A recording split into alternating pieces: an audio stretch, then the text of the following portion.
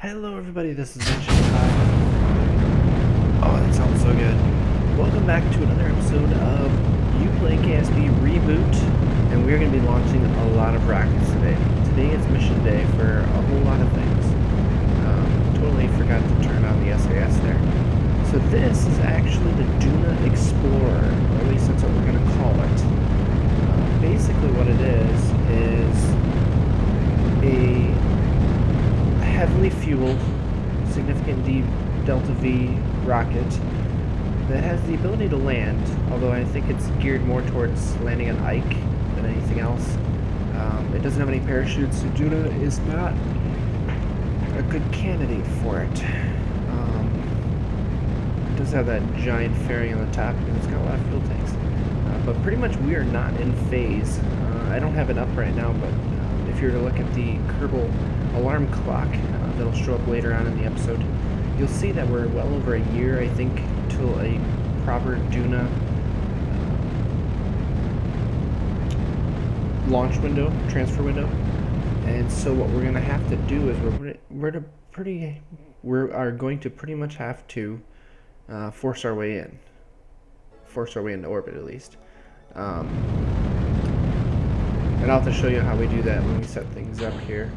So we drop the last of those stages, the outer stages, and we're now on to our efficient, or at least relatively efficient, center core. If it didn't have 4 outer cores, it could totally be a Falcon Heavy, except I am using cross-feed technology instead of just straight up booster drops like the Falcon Heavy does. If you guys didn't actually know it or didn't hear it, yeah, trying to correct my orbit here. Falcon Heavy actually launched their first, I wanted to say private, their first commercial flight.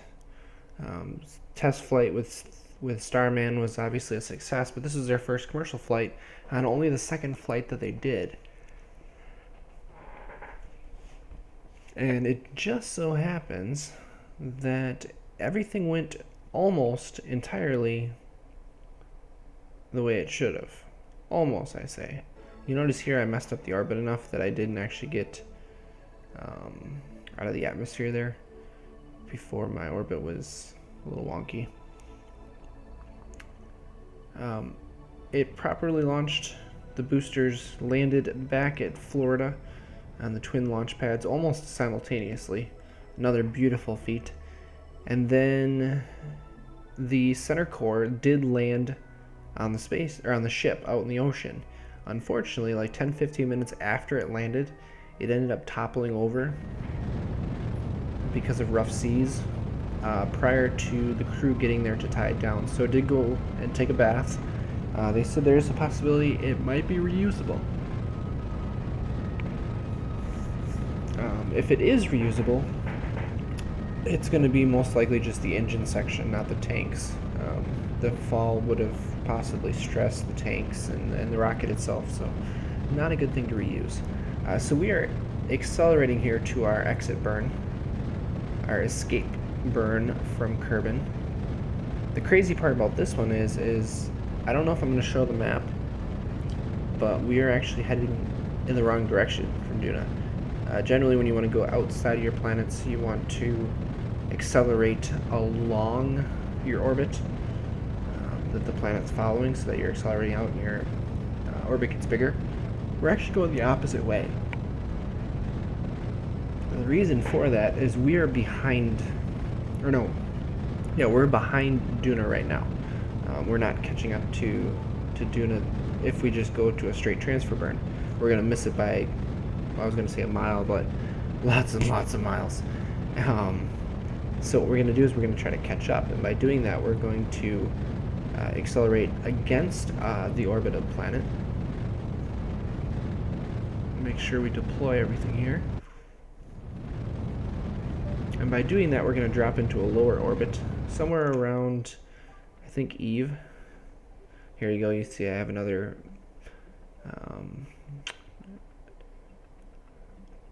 maneuver node set up here. So we're going backwards, you can see here. At least somewhat.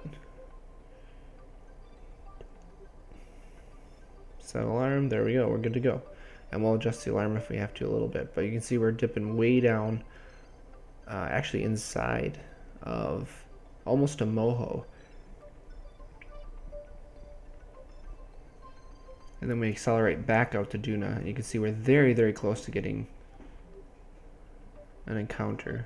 A little bit of tweaking. But now we move on to our next rocket, second launch of the day. And this is going to be a comm satellite. Nice slow liftoff. I feel like I probably should have accounted for a little more thrust, but that's okay. This is, of course, our 5-ton launcher, I think. So it must be pretty darn close to 5 tons on top of there. So we're going to have to make sure we go straight up as fast as, or as long as possible, get as much vertical momentum as we can before we switch to horizontal. Pretty much like we've done with a lot of our burns, a lot of our rockets. I tend to overweigh or overmass the top of the payload and underpower it, basically. It's always been an issue. That's how I played Kerbal Space Program. I've dipped back into the atmosphere many, many times.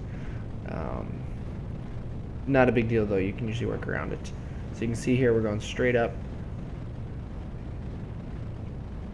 Already reaching over 20,000.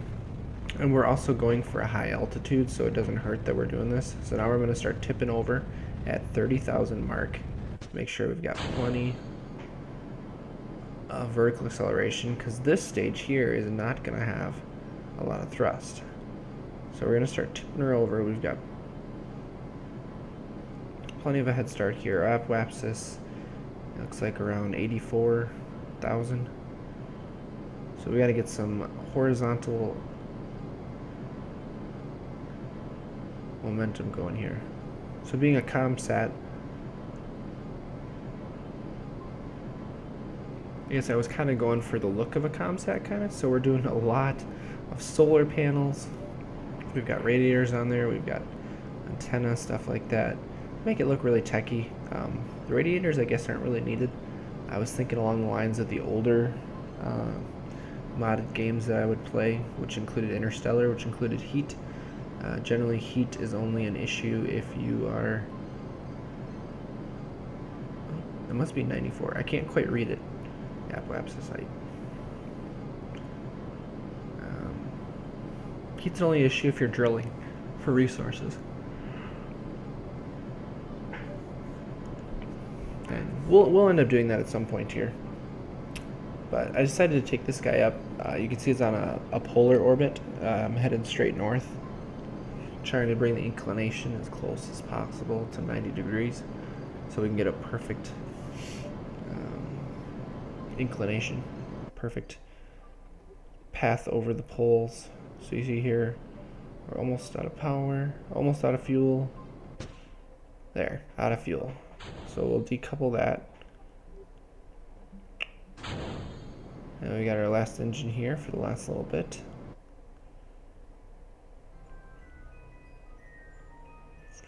And so I think I accelerated up to about 1,000 kilometers.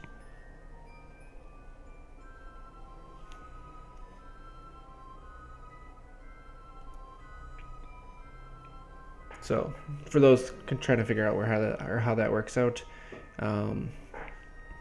70,000 or 70 kilometers is the atmosphere height. So we're going well over that to 1,000 kilometers.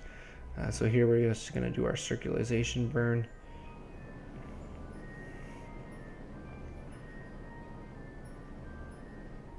And this guy's got a deep space antenna on it and a relay.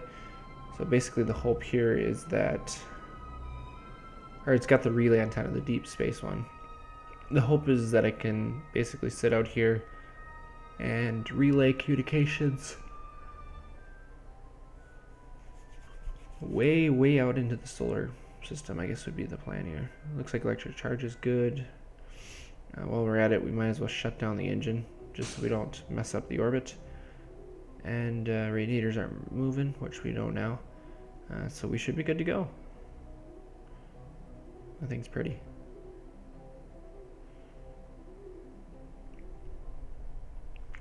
So here we go for another lift. is our mid-sized lifter. And this guy is where things get really complicated. What we're trying to lift here is a Sentinel mission. If you're not familiar with it, Sentinel is a space telescope that is used specifically for finding asteroids, searching for asteroids, but it's a science thing. And as you can see here, we're going to start doing somersaults. I do not have the mass to thrust layout here proper. And I was also not watching the nav ball, and so because of that, I ended up messing myself up here. And I'm really surprised that the rocket is not ripping itself apart. So I finally get it situated. We're trying to go straight up, get some altitude, and really hoping that things will work out here because we're almost ready to lose our side stages here, which is going to complicate things because we're going to lose a lot of thrust and also torque vectoring. But luckily the fins are still working because we're low enough down in the atmosphere, although only for a short bit. And we've actually got ourselves going upright, although you can see here it's trying to roll over. It's really fighting. I also tried to take this into a polar orbit, not realizing exactly how things need to be set up here. I actually did it wrong, and you can see here the stage was set up wrong too, which would have been really bad. So we deploy that out, and you can see there's still one more fairing on there that's protecting the telescope itself. So we're going for a really high apoapsis here. And it's just a straightforward burn, not much to it. Except for, of course, the cartwheeling. That wasn't so nice. But every once in a while you get that in a rocket, so not a big deal. It can be looked past. And we did ride it, and we did ride it into space here. So we're doing well. You can see I'm pushing the apoapsis way up, run out of that engine. So that stage is going to come back down to Kerbin then and crash, which is what we were looking for. And we got to wait until we're closer before we deploy our last fairing here. I believe there is some more solar panels up in there, which is important because that lower stage, we're actually going to lose it, which is actually the upper stage for the other rocket. See here, wow, we're really booking it.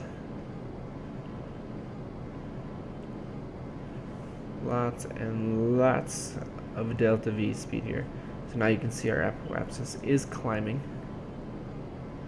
And I forget exactly where I took it up to. What do we got here? We got 2,000 kilometers. It should start going really fast now. So there's 3. And I was looking, I was like, no, let's go further. So that's 35.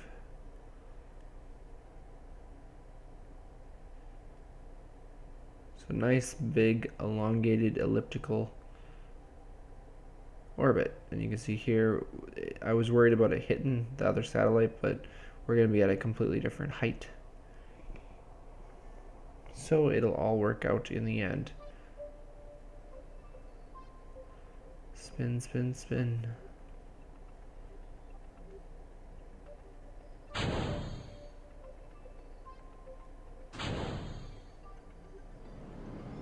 There we go. So we're switching to the little engine, which has plenty enough. And there you can see here we've got the Sentinel telescope piece there. I didn't build that. That's an actual piece from one of my mods. I forget which one it is.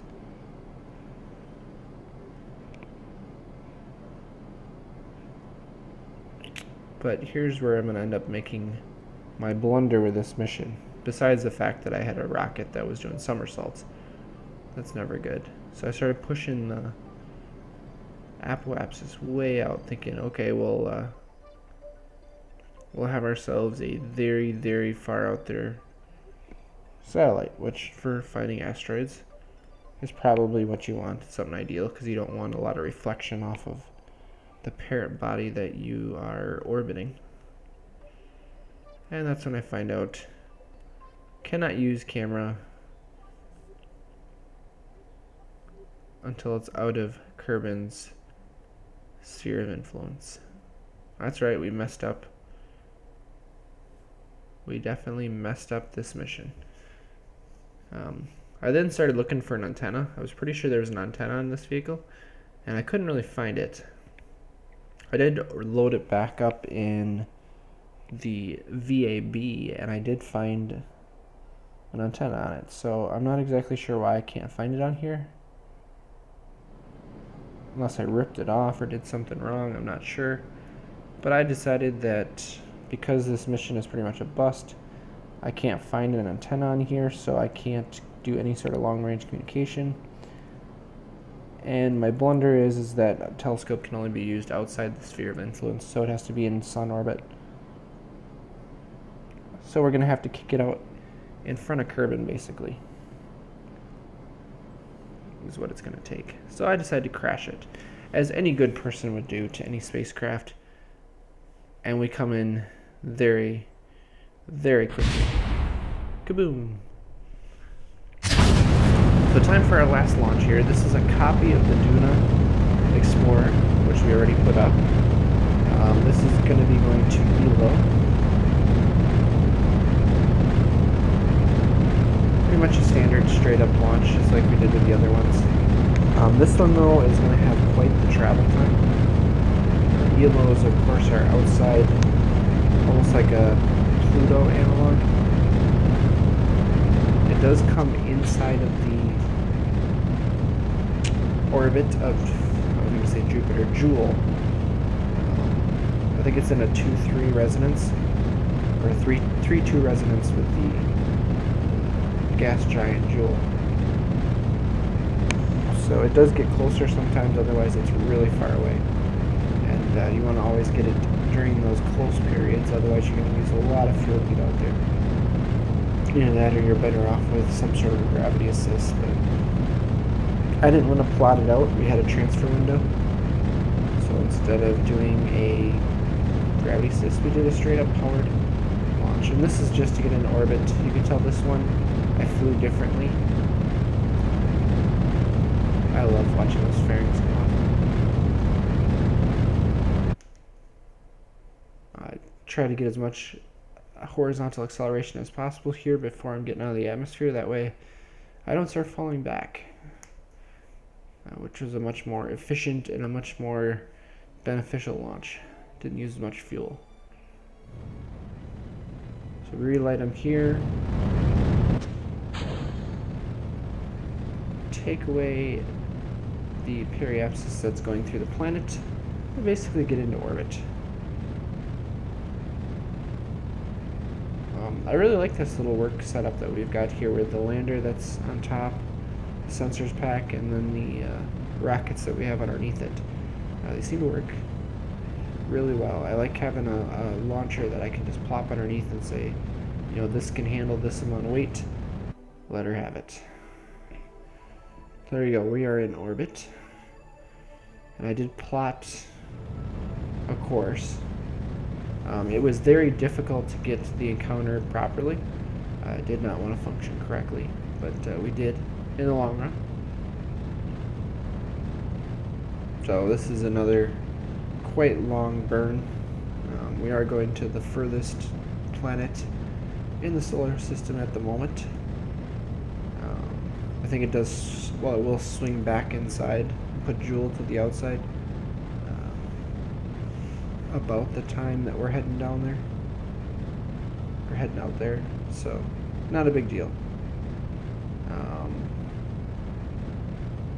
You can see here the kind of acceleration we're getting. We are over 3,000 meters per second. We've still got another 1,400 to go. We're going to burn through, I think, just about all the fuel on this stage.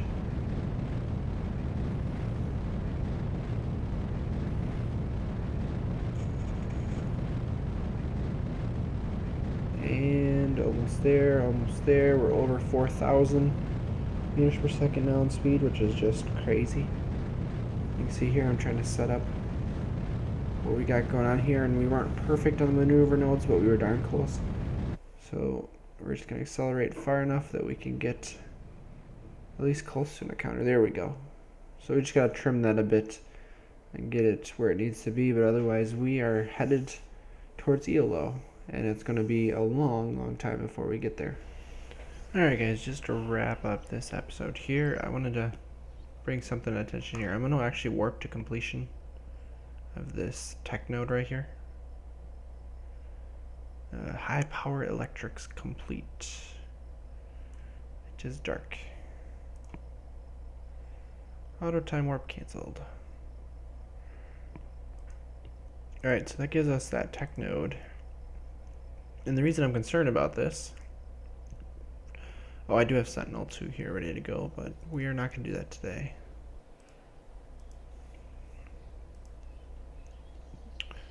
We have no upgrade points available.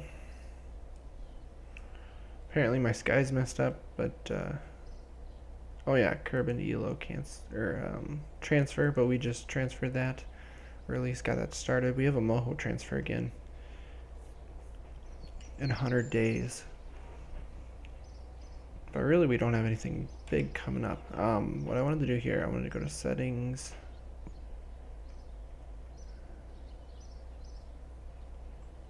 I don't think I can do it in here.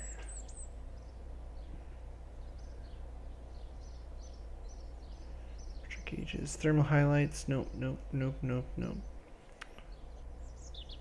Okay, in that case,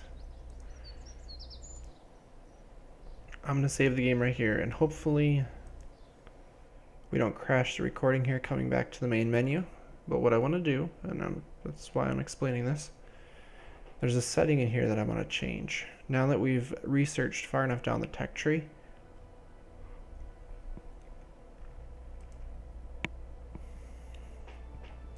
settings. Actually, we'll see if I can do this. Maybe I can't do this.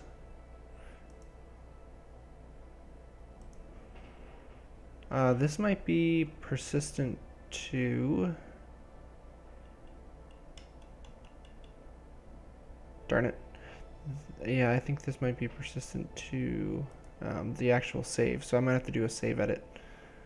But the biggest thing is, or the main thing is that there's a setting here. If I do a new one,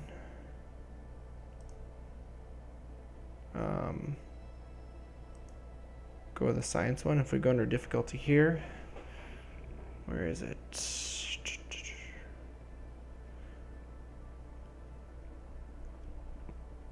Enable comms network.